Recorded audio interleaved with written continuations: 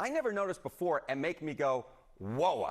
This is one of them, all right? This is the Democratic margin among black men under the age of 45 in presidential elections. You go back to November of 2012, what do you see? You see Obama by 81. Clinton only won him by 63. Then we're all the way down to Biden last time around by 53. A tremendous drop already. And then you take a look at the average of the most recent polls, and Kamala Harris is up by only 41 points. That is about half the margin that Obama won them by back in November of 2012. Oh, the polish has officially melted off the turd of the campaign of Cam Harris. Make no mistake about it. If those poll numbers are true, if CNN is doing something they rarely do and they are reporting accurate information, if that's truly the case, Cam Harris has no chance of winning this election. Several months ago, and I can't remember what we were talking about. I might have said this when our former fearless leader, Johnny B. Biden, was still identifying as the president. Think we were talking about the mainstream media and their latest attempt to divide the country based on race. Told you guys that the propaganda, the victimization, that is not going to work this time because there's one thing that unites voters over anything else. There's one thing that is propaganda proof. There's one thing that no matter how much polish you put on the turd, if people are struggling in this one area, there is no amount of polish that will convince them to take a bite. And that one thing? Money. Believe it or not, Black people are just like white people. Hispanics, they're just like Asians. I have never met someone, no matter the race, I have never met someone who didn't like having money in their pocket. I have never met someone who said, you know, I really don't want financial freedom. I enjoy being broke. I enjoy making minimum wage like the inspiring dump divers in the WNBA. Hell, even the ladies in the WNBA, the wokest of the woke, even they love money.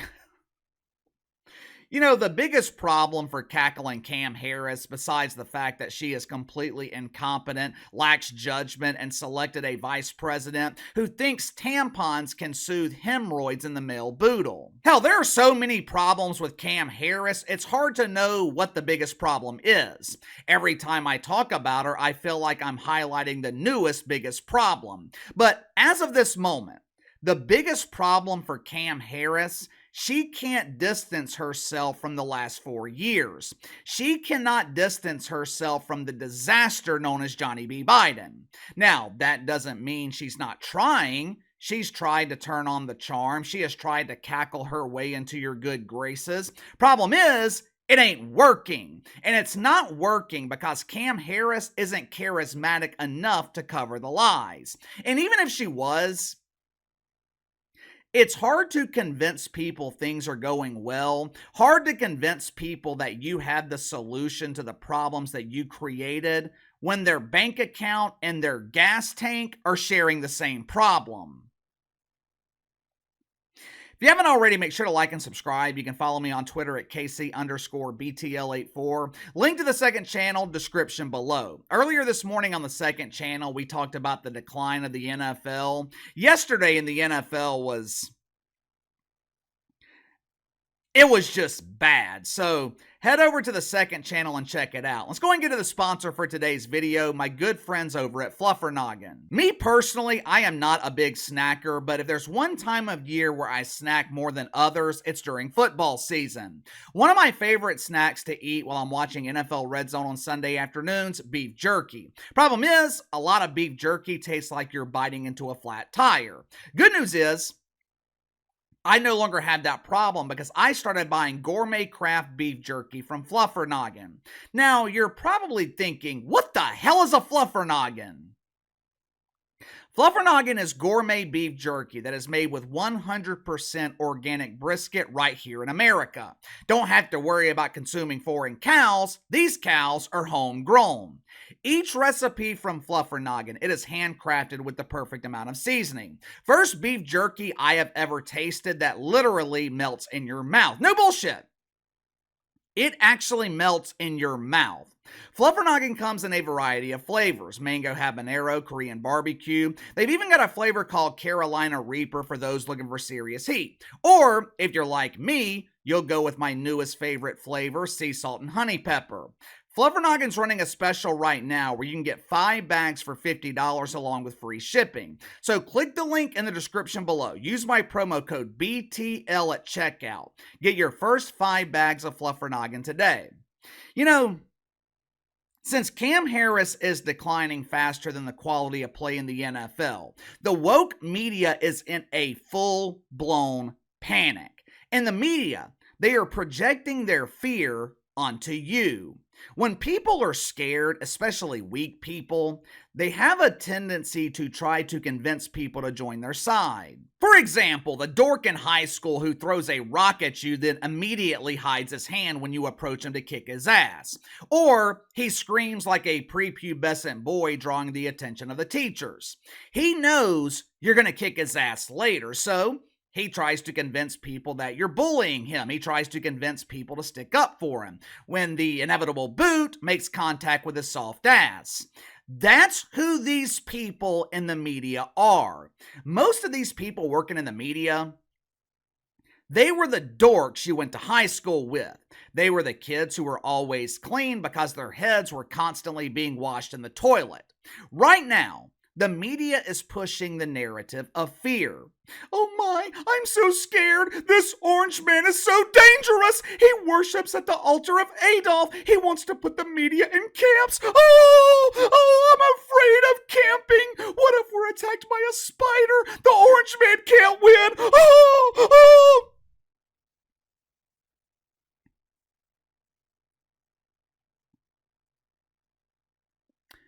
Unsurprisingly, this narrative of fear, it is being led by MSNBC, also known as state-run media, also known as the premier dump in cable news, also known as garbage. Yesterday, our favorite red, Little Red Riding Hood, not to be confused with the repulsive red, Big Red Joy Behar. Yesterday morning, Psaki, she had James Carville on her show. Now, even though I don't agree with him politically, I feel like James Carville is an old school Democrat. I put him in the same category as guys like Bill Maher, Jon Stewart, where I don't agree with them, but at the same time, they're not out of their minds. Bill Maher, he doesn't advocate for taxpayers to pay for cucumber removal. Jon Stewart doesn't want Tuck in his Tuck-friendly bathing suit competing against women in swimming. I've always looked at James Carville the same way, but yesterday morning, Jamie C. appeared to be showing symptoms of a devastating case of stage 4 OMB. Orange Man bad! MSNBC followed up the musings of that maniac this morning with a special guest on The Morning John. Earlier this morning, John Scarborough, he had some doofus named Charlie Sykes on his show. Charlie, I guess, is the male version of Liz Cheney. Charlie likes to pretend to be conservative, but he is desperate to fit in with his fellow dorks at Woke United Methodist. I guess like Liz Cheney, Charlie was rejected by normal people. Perhaps he's feeling lonely. Maybe he is desperate to make friends. So he is reaching out to deacons at Woke United Methodist in a desperate attempt to be accepted. Listen to the rhetoric. Listen to the fear coming from MSNBC. Now try to look past the voice of Charlie Sykes.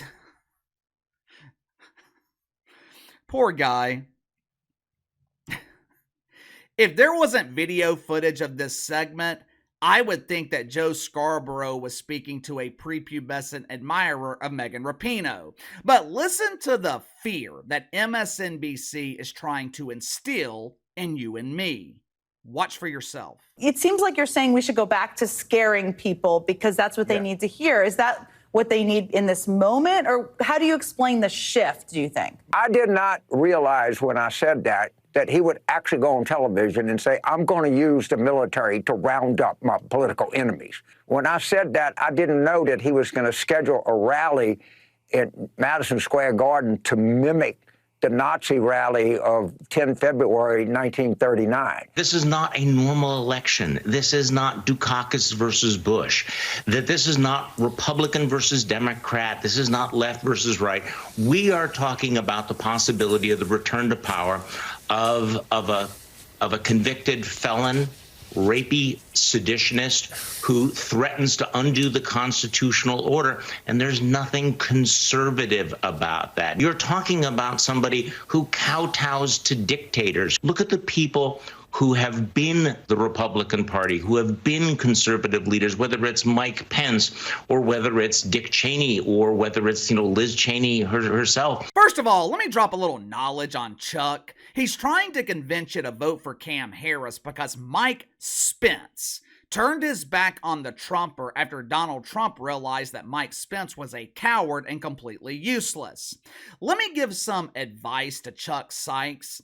If you're trying to convince normal people to vote for cackling Cam Harris, the last person you want to reference is Mike Spence.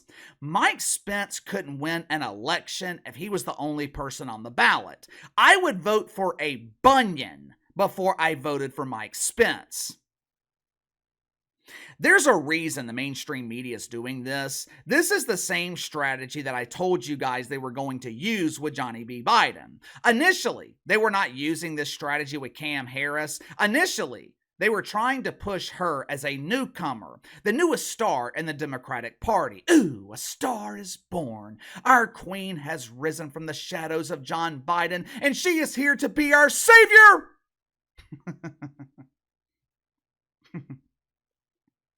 Obviously, that strategy backfired. Not even her husband, Doug, believes that Cam Harris is capable of solving problems. Now, she is excellent at creating problems. Hell, Cam might be the best in the business when it comes to fucking things up.